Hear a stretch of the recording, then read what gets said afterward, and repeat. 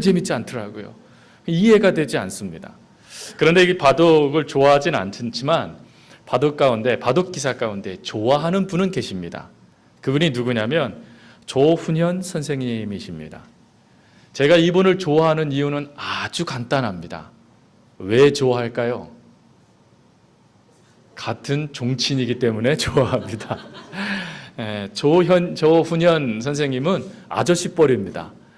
그러다 보니까 익숙한 분이어서 저분이 혹시 그래서 족보를 쫙 찾아보니까 저희 아저씨뻘이더라고요. 아저씨뻘.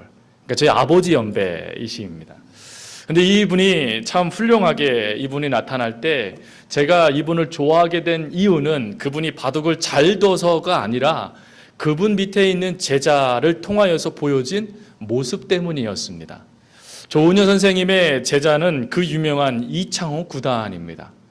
이 이창호 프로기사는 여러분 잘 알고 있듯이 조훈현 선생님을 20년 무관 그가 행했던 것 중에 바둑 관련해서 그와 연관되지 않은 것들이 없었는데 그 모든 것들을 한순간에 뺏어버린 사람이 바로 이창호 구단입니다. 그리고 이창호 구단을 그래서 이 조훈현 선생님이 이창호 구단을 제자로 받아들일 때 사람들은 이 조훈현 선생님에게 뭐라고 얘기했냐면 호랑이 새끼를 왜 키우려고 그러느냐라고 하면서 그것을 정말 하지 않도록 만류하기 시작했습니다. 그럼에도 불구하고 바둑 세계에서 처음으로 이 조훈현 선생님이 제자를 둡니다. 그것도요 어린아이 8살밖에 되지 않은 이 이창호 구단을 받아들여요. 근데 놀라운 것은 채 5년이 지나지 않아서 이창호 구단이 13살이 되어졌을 때 조훈현 선생님을 이기게 됩니다. 그리고 시간이 흘러서 이제 더 이상 이창호 구단을 조훈현 선생님이 이길 수 없는 단계까지 오게 되어지죠. 그러자 이창호 이 구단과 이 조훈현 선생님이 대결을 할 때 사람들은 혹시 제자니까 봐주는 것이 아닌가라고 생각을 했습니다. 하지만 조훈현 선생님은 이런 말을 했습니다. 나는 창호와 함께 대국을 둘 때마다 너무 힘들어 쓰러질 지경이었다라고 자신은 최선을 다했다라고 말합니다. 그리고는 그의 제자에게 졌을 때 사람들이 이제 조훈현의 세상은 끝났다라고 말했을 때 이 조훈현 선생님은 이렇게 또한 이야기했다라고 하죠. 내 제자가 나를 이기니 그것은 스승 나에게 영광이 됩니다 라고 이야기를 했다라는 것입니다. 여기까지만 들어도 야, 참 대단하다라는 생각이 들 텐데 제자는 스승을 닮는 것 같아요. 이창호 구단이 이제 자신의 이 바둑 세계에 더 이상 자신을 이길 수 없는 사람들이 다 이길 수 있는 사람들이 없다라는 것을 깨닫고 많은 사람들이 이창호 구단을 띄워주기 시작할 때 이창호 구단이 자신의 스승을 향하여서 이런 말을 하였습니다. 많은 사람들이 내 스승 조훈현 선생님이 다시금 무관이 되었을 때 이창호 나에게 집중하여졌을 때 조훈현 선생님도 나에게 집중하여 주셨다. 그러면서 선생님은 나에게 어떠한 말도 하지 않고 싱긋 웃어주므로 너가 승자다라고 인정해 주셨다. 하지만 선생님이 나에게 그렇게 하실 수 있었던 이유는 그 선생님 속에 담겨져 있는 한 마음 때문이었다라고 그가 선생님을 되돌아보면서 이야기를 하였습니다.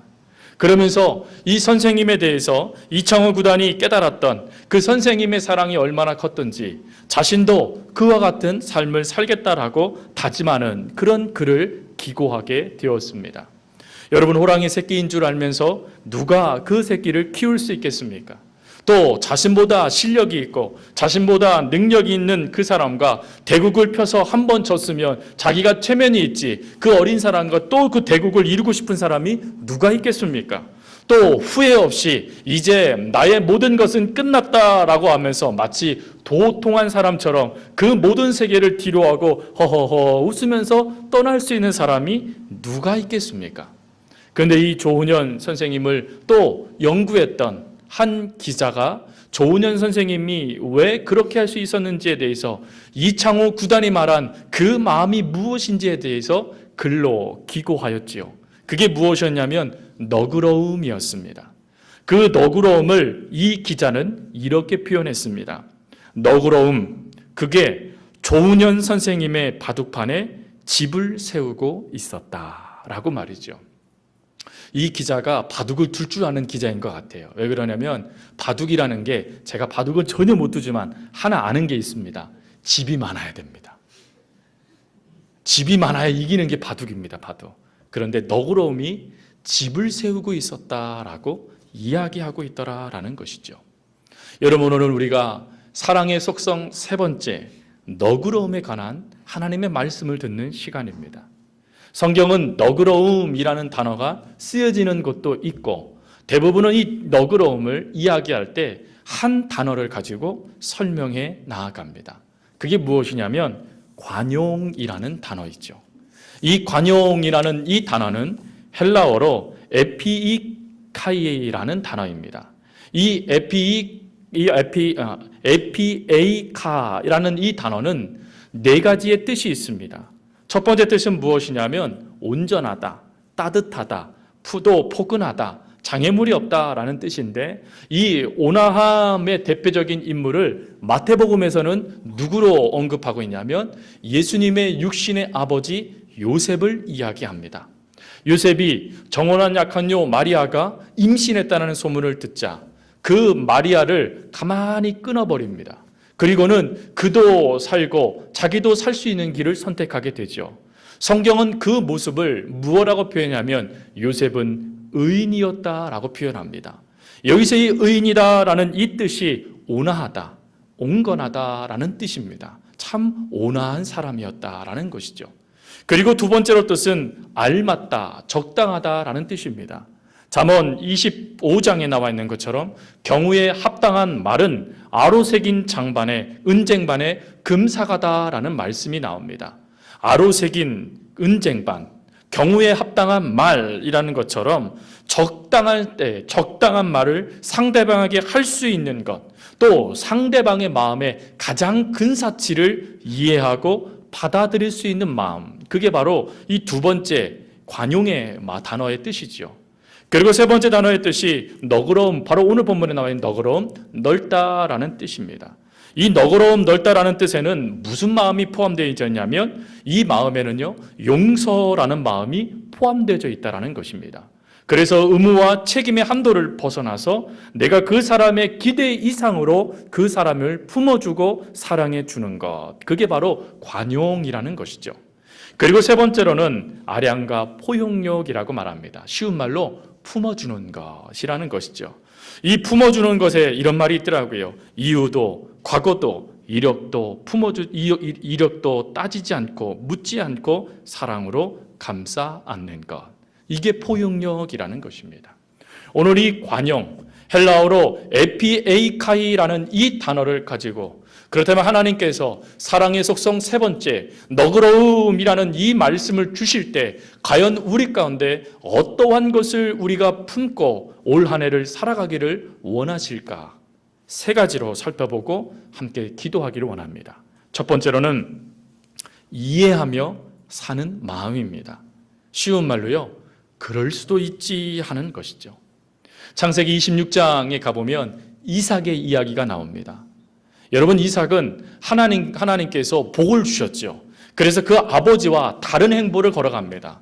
아버지는 목축, 양, 소, 말 이런 것들을 치는 일을 행했지만 이삭은 농사를 지었습니다. 기거하였고 그곳에서 하나님께서 30배도 아니고 60배도 아니고 100배의 복을 허락하여 주셔서 얼마나 큰 은혜를 받았는지 모릅니다. 또 거기서 끝나지 않습니다. 이 이삭이 우물을 파는 곳곳마다 물이 나오기 시작해요. 여러분, 중동에서 어느 분이 그런 말씀 하시더라고요. 중동에서 물을 구할 수 있는 것은 기적입니다. 왜 그러냐면 물보다 기름이 더 많다는 거예요. 땅 잘못 파면 기름이 나온다는 것입니다. 심지어요, 물줄기를 잘못 건드리면 물과 기름이 섞어서 나와서 먹을 수가 없게 된다는 것이죠. 근데 이 이삭이요, 얼마나 큰 은혜를 받았던지 파는 곳곳마다 우물을 넣는 것입니다. 그런데 여러분, 이 이삭에게 어려움이 닥쳐오죠. 그것도요, 주변 사람들을 통하여서 말입니다. 블레셋이라는 이 나라에서 이삭을 가만히 보니까 두려운 것입니다. 그래서 어떻게 했냐면 이삭이 우물을 파는 곳곳마다 메우기 시작합니다. 그리고 블레셋의 왕이 이 이삭에게 친서를 보내서 뭐라고 말하냐면 떠나가라, 나가라, 우리는 너희들과 함께 기거하는 것을 원하지 않는다라고 그 지방에서 추방령을 내려버려요. 여러분, 이랬을 때 이삭이요 괘씸하지 않겠습니까? 이삭이 무슨 해를 끼친 적이 있습니까? 그들에게 무슨 해코지를 한 적이 있습니까? 오히려 물을 그들이 메울 때도요 다투지도 않았어요. 싸우지도 않았습니다. 그러려니 하고 넘겨버렸어요. 근데 이제는 나가라고? 여러분, 이럴 때 이삭에게 힘이 없었겠냐는 것이죠. 안타깝게도요 힘이 있었습니다. 자기가 말 한마디 하면 자기 밑에 있는 수많은 군인들이 블레셋 진영을 다 쑥대밭으로 만들 수 있는 능력이 그에게 있었다라는 것이죠. 그런데 이삭이 그 모든 것들을 행하지 않고 바보의 삶을 삽니다. 이해되지 않는 행보를 걸어가기 시작하는 것이죠. 왜 그랬을까? 그가 두 가지를 깨달았기 때문이었겠습니다. 첫 번째로는 자기와 함께하는 하나님을 깨닫는 것입니다. 자기가 복을 받을 수 있었던 것, 땅을 파는 곳마다 물을 얻을 수 있었던 것, 100배의 열매를 맺을 수 있었던 것이 다 하나님 때문이었다라는 것을 그가 인식합니다. 그리고 두 번째로는 상대방 블레셋의 입장에 서보는 것입니다. 블레셋 입장에 서보니까 이해가 되는 거예요. 자기네보다 더 강대국이 되어지고 자기네보다 더 힘이 생기는 자기가 두려운 것입니다. 그래서 이삭은 그것을 깨닫고 그 행복 가운데 어떠한 일도 행하지 않고 그럴 수 있지 하고 그 자리를 떠나게 되어지고자 결정하게 되어지는 것이죠. 그러나 여러분, 그럴 때 하나님의 은혜가 무엇입니까? 나는 포기하고 바보의 삶을 살겠다라고 결정했는데 하나님은 그 상황 가운데 개입하셔서 그 두 부류를 합쳐서 아주 아름다운 관계로 만들어 버리십니다. 여러분, 하나님은 오늘 우리에게도 그와 같은 은혜를 주시기를 원하십니다. 여러분, 이 세상에 못생긴 분들이 계세요. 그런데 여러분, 자기가 못생기고 싶어서 못생겼겠습니까? 아니잖아요. 부모님이 그렇게 놔주셨는데요.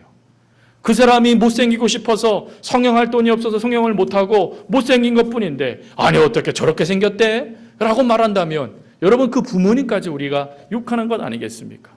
또 여러분, 화를 잘 낸다고요? 여러분, 저도 그렇지만 일이 피곤하고 또 몸이 좀 힘들고 어려우면요 저도 모르게 퉁명스러운 말이 나오더라고요. 그러면 여러분 어떻습니까? 신경이 예민해지다 보니 그럴 수도 있는 것 아니겠습니까? 또 늘 늦는다라고요? 여러분, 그런 말 있잖아요. 예배 시간에 늘 늦는 사람은 먼 데 있는 사람이 아니라 가까이 사는 사람이다. 그런데 왜 늦을까를 그럴 수도 있지 뭐라는 것을 통하여서 보면 이런 겁니다. 일이 바쁜 거예요. 좀 더 해야 할 일들이 많은 거예요. 그러다 보니까 늦게 되어지는 것이죠. 그럴 수도 있지. 또 욕심이 많다고요? 매번 다른 사람을 생각하고 다른 사람을 위해 신경을 써야 되지만 미처 그렇지 못하다 보니까 그런 모습이 나오는 것 아니겠습니까? 또요, 무식하다고 놀리는 사람들이 있어요. 여러분, 누구는 무식하고 싶어서 무식합니까? 배울 수 있는 기회에 배움의 길이 제한되다 보니까 제대로 배우지 못해서 그렇게 나타나는 것 아니겠습니까? 또 인색하다고요? 예, 인색할 수 있습니다. 경제적으로 시달리고 어렵다 보니까 돈 하나 쓰는 것도 어려움을 느낄 때가 있습니다. 그럴 수도 있다라는 것이죠. 여러분, 하나님께서 오늘 사랑의 속성 가운데 우리에게 주시는 첫 번째는 이 그럴 수도 있다라는 이 마음을 품으라는 것입니다. 그 사람을 생각하며 저 사람 저럴 수도 있지. 아, 그래. 이런 일이 있겠지. 생각해 보라라는 것입니다. 여러분, 그 모습이, 이 습관이 행복, 사랑을 나타내는 첫 번째 신호다라는 것이죠. 그래서 하나님은 우리에게 너그러움, 이해해라라고 말씀하고 계시는 겁니다. 그리고 두 번째로는 잊어버려주는 마음입니다. 동병상련이라는 말이 있죠. 그 의미는 같은 병을 앓는 사람끼리 서로 가엾게 여긴다라는 뜻입니다. 여러분, 이것을 극명하게 보여주는 것이 여러분 잘 알고 있는 룻기서입니다. 룻기에 보면 여러분 어떻습니까? 그의 어머니와 함께 이 룻이 돌아오게 되어집니다. 근데 이 두 여인에는 공통점이 하나가 있지요. 남편을 여인 것이었습니다. 둘이 여이고 둘이 아픔을 느끼는 그것을 서로 그 사랑을 감싸주기 위해서 며느리는 어떡합니까? 어머니의 하나님이 내 하나님이 되고 어머니의 민족이 내 민족이 되고 내가 어머니를 극진히 봉양하겠습니다 라고 딸처럼 여겨버립니다. 그런데 여러분, 그의 어머니는 어때요? 그의 어머니도 그의 자부인 그 롯을 향하여서 딸이다라고 말을 하고, 이 딸이 어떻게 하면 복을 받을 수 있을까라는 생각하며 며느리의 재가를 추진하여 그를 품어주는 사랑, 그게 시어머니의 사랑이었습니다. 서로 간에 이해하다 보니까 아픔이 보이기 시작하는 거예요. 서로 간에 이해하기 시작하니까 그 사람들의 필요가 보이기 시작하는 것입니다. 여러분, 이 감격스럽고 품어주는 이 사랑이 바로 하나님의 사랑의 한 단면이시죠. 우리 하나님은 죄인이나 의인이나 가난한 사람이나 부한 사람이나 모두를 품어주시는 분이십니다. 그 품어주시는 넓이가 얼마나 넓은지 그 넓이를 우리 인간의 눈으로 측량할 수 없고, 그 사랑의 품을 얼마나 그게 풍성한지 우리가 그 품에서 받아도 부족함이 없으신 그 풍성하신 사랑으로 오늘 우리를 사랑해 주신다 하는 것이죠. 저는 바랍니다.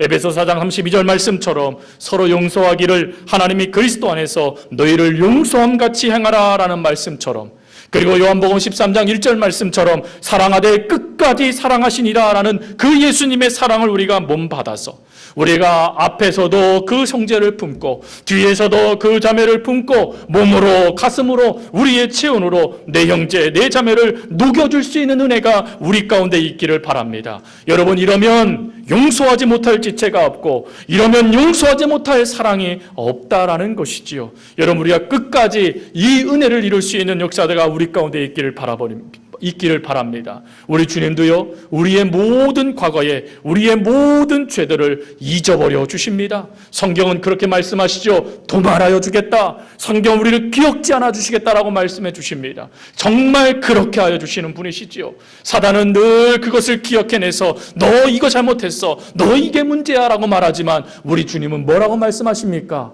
나 그거 기억 못한다 라고 말씀해 주시고 계신다 하는 것이죠.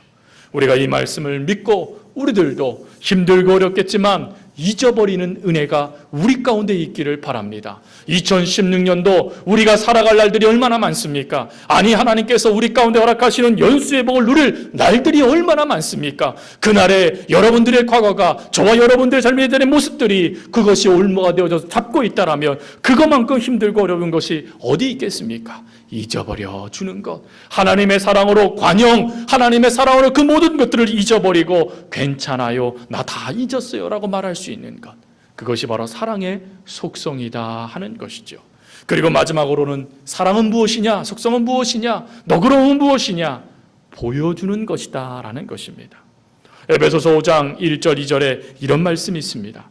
그러므로 사랑을 받은 자녀같이 너희는 하나님을 본받는 자가 되고 그리스도께서 너희를 사랑하신 것 같이 너희도 사랑 가운데 행하라. 여러분, 여기서 가장 우선시되는 것이 무엇입니까? 그리스도의 사랑을 우리가 받고 있다는 것이죠. 오늘도 하나님의 그 사랑이 오늘도 폭포수처럼, 그리고 오늘도 내리는 눈처럼 우리들에게 하염없이 우리에게 부어주시고 계신다 하는 것입니다. 그래서 우리는 사랑받기 위해 태어난 게 맞습니다. 그래서 우리는 사랑받고 있는 존재들이죠. 그래서 여러분, 이 사랑 안에서 우리가 오늘도 살아갈 수 있는 것 아니겠습니까? 1월 첫째 주부터 계속해서 설교 가운데 드린 말씀에 십자가의 사랑에 대해서 말씀드렸어요. 여러분, 각박한 이 세상을 살아가는 우리들을 불쌍히 여겨주시고 죄가 무엇인지, 죄의 결과가 무엇인지, 왜 하나님을 믿어야 하는지도 알지 못하고 여전히 사랑받기 위해 노력을 하지만 사랑 고픈 우리를 일방적으로 끌어안아 주시는 그 하나님의 사랑, 사랑한다 말씀만 하시는 것이 아니라 우리를 너무나 사랑하여 주셔서 예수 그리스도를 이 땅에 내어놓아 주시는 그 끝까지 우리를 사랑하시는 그 사랑을 우리가 받은 사람들이다라는 것입니다. 하나님은 우리 모두를 사랑하십니다. 하나님은 우리 모두에게 하나님의 그 사랑을 보여주시는 분이십니다. 여러분, 우리도 이 사랑을 보여주는 삶을 살아야 됩니다. 그러면 어떻게 하면 보여줄 수 있을까요? 천국을 보여주면 된다 하는 것이죠. 천국을 보여주기 위해서 참 좋은 예화 하나가 있더라고요. 여러분, 우리 한국교회사의 큰 목사님 중에 한 분이 누구냐면 김익두라는 목사님이시죠. 여러분, 김익두 목사님의 별명이 뭐였는 줄 아십니까 혹시? 김익두 목사님의 별명, 김익두 목사님의 별명이 개망나니 김익두랍니다. 이 김익두 목사님의 별명이 개망나니래요. 그래서 이 김익두 목사님이 과거의 삶이 어땠는가 한마디로 요약되더라고요. 깡패. 김익도 목사님이 그런 분이셨다는 것이죠. 근데 이 김익도 목사님이 예수를 믿었습니다. 하나님의 은혜가 충만히 경험했어요. 그래서 깡패의 삶을 청산한 어느 날 부흥회가 있어서 이제 산을 넘어 부흥회를 참여하기 위해서 교회를 가고 있는데 그날이 좀 더운 거예요. 그래서 한참 걷다가 이 김익도 목사님이 겉옷을 벗고 이 부채질을 하면서 좀 쉬고 있는데 저기서 웬 술 취한 취객이 설렁설렁 걸어오더니 이 김익도 목사님 보고 이렇게 말하는 거예요. 감히 네가 나보다 먼저 올라와? 아니 이런 괘씸한 놈이 있나? 하고는 김익도 목사님에게 이유도 묻지 않고 때리기 시작하더라는 거예요. 한참 때리더니 이 취객이 다 때렸는지 더 이상 아무것도 하지 않고 한숨 푹 쉬며 앉아있는데 이때 김익도 목사님이 이 술 취한 취객에게 이렇게 얘기합니다. 형님 다 때리셨습니까? 그래서 취객이 말합니다. 그래 다 때렸다. 그러니까 김익도 목사님이 이렇게 말합니다. 예수는 내가 믿었는데 복은 형님이 받으셨군요. 그렇게 얘기했습니다. 그러자 이 말이 무슨 말인지 어리둥절하고 있는 이 술 취한 취객에게 김 목사님이 이렇게 얘기하죠. 내가 김익두요 라고 말이지요. 여러분 그 말을 들은 술 취한 사람이 얼굴이 하얗게 변하더니 살려주세요 형님이라고 빌기 시작했다라는 것입니다. 김 목사님은 그를 살려주는 조건으로 부흥회에 참여하기를 이야기했고 그가 그 부흥회를 참여하여 예수를 믿게 되어 훗날 장로님이까지 되었다라고 합니다. 여러분 천국을 보여주는 것, 용서와 긍휼의 은혜를 베푸는 것, 그것이 바로 하나님께서 오늘 우리에게 원하시는 모습입니다. 누가복음 6장 36절에 너희 아버지께서 너희 아버지의 자비로우심으로 너희에게 권하노니 너희도 자비로하라 라고 하나님께서 말씀하신 것처럼 여러분 우리들은 서로 사랑해주고 서로 보담아주고 또 서로 영접하고 서로 음식을 나누고 서로 수고해주고 서로 관심을 가져줄 수 있는 것, 그래서 그에게 하나님의 천국의 삶을 보여줄 수 있는 것, 그것이 바로 하나님께서 오늘 우리들에게 원하시는 모습이시다 하는 것입니다. 아유 목사님 그런 거 어떻게 삽니까? 아유 목사님 사실 수 있으시겠습니까? 예, 안타깝게도 저도 그런 삶을 지금까지 살아오지 못했습니다. 근데 은혜가 무엇입니까? 2016년도에 하나님께서 그렇게 살게 해주실 거라는 것이죠. 하나님께서 반드시 저를 변화시켜 주셔서 그렇게 하실 거라는 거예요. 하나님은 반드시 목사도 변화시켜 주시고 성도님들도 변화시켜 주셔서 하나님이 보여주는 삶을 살 수 있도록 만들어 주실 거라는 확신은 있습니다. 우리 주님은 반드시 그렇게 하실 거예요. 사랑으로 소문난 교회가 되기 위하여 사랑의 속성 너그러움을 이루게 하기 위하여서 하나님은 오늘 우리들에게 내가 너희에게 천국을 보여줬듯이 너도 천국을 보여줘라 라는 그 말에 지금까지 부끄러웠고 지금까지 하나님 앞에 얼굴 내밀 수 없는 화끈화끈거리는 빨개지는 얼굴밖에 내밀 수밖에 없었지만 하나님 나는 반드시 그렇게 만들어 주실 걸 저는 믿어요. 하나님 반드시 하나님께서 나를 그렇게 만들어 주셔서 많은 사람들에게 천국을 보여주는 그 은혜의 사람이 될 줄 믿습니다라는 그 믿음이 우리 가운데 있다라는 것이죠. 여러분 반드시 하나님께서 그렇게 하실 것입니다. 반드시 하나님께서 우리 모두에 다 이 너그러움의 은혜를 더해 주실 것입니다. 그러기 위해서요 끝내내가 없어져야 된다는 것이지요. 고은 시인이 그것은 이라는 시를 읊은 적이 있어요. 그 내용은 이것이 이렇습니다. 그것은 설렘, 총구멍에서 눈물이 흘러나오는 것. 그것은 더하기보다 빼기, 곱하기보다 나누기. 그것은 귀 기울이는 것. 그것은 밥 한 그릇. 그것은 지하의 뿌리가 지상의 잎새들을 걱정하지 않는 것. 그것은 누구의 어린 피리 소리.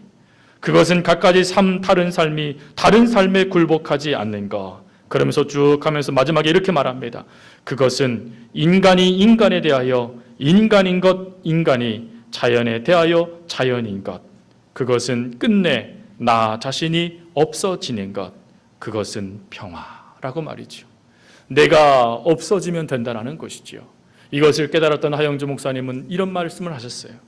예수님이 죽으면 인류가 살고 목회자가 죽으면 교인이 살고 교인이 죽으면 공동체가 살고 내가 죽으면 교회가 삽니다. 너그러워지기 위하여 하나님 오늘 우리들에게 주시는 말씀은 끝내 너 사라질 수 있음을 인정할 수 있겠니? 너는 사라지고 예수가 나타나는 것을 너 인정할 수 있겠니? 라고 물으실 때 지금은 여전히 내가 살아서 내 머리 들기를 원하고 지금은 여전히 사라지기보다는 내가 나타나길 원하는 모습이지만 하나님, 언젠가는 제가 사라지는 것 기뻐할 줄 믿습니다. 언젠가는 제가 죽어 무너지는 것 기뻐할 줄 믿습니다. 예수님이면 됩니다. 영광이 된다면 됩니다. 라고 말할 수 있는 모습이 저와 여러분 가운데 있기를 바랍니다. 그럴 때 이 너그러움이 우리 교회의 힘이 될 것입니다. 이 너그러움이 우리 교회 성도들의 자랑이 될 것입니다. 그리고 이 너그러움이 우리 교회에 충만하게 되어질 때 하나님은 우리 교회를, 서호교회를 사랑하며 자랑하여 주실 것입니다. 이것을 믿고 끝내 내가 없어질지라도 사랑, 너그러움을 보여줄 수 있는, 그렇게 만들어져 갈 수 있는 저와 여러분의 삶이 될 수 있기를 간절히 주님의 이름으로 부탁드립니다. 오늘 말씀을 의지해서 내 마음의 주를 향한 사랑이, 이 찬양 여러분들 가만히 앉으시니까 피곤하시죠? 자, 힘드시잖아요? 그래도 힘을 내서 일어나셔서 이 찬양 우리가 부르고 하나님, 내가 너그러운 하나님의 사람이 되겠습니다.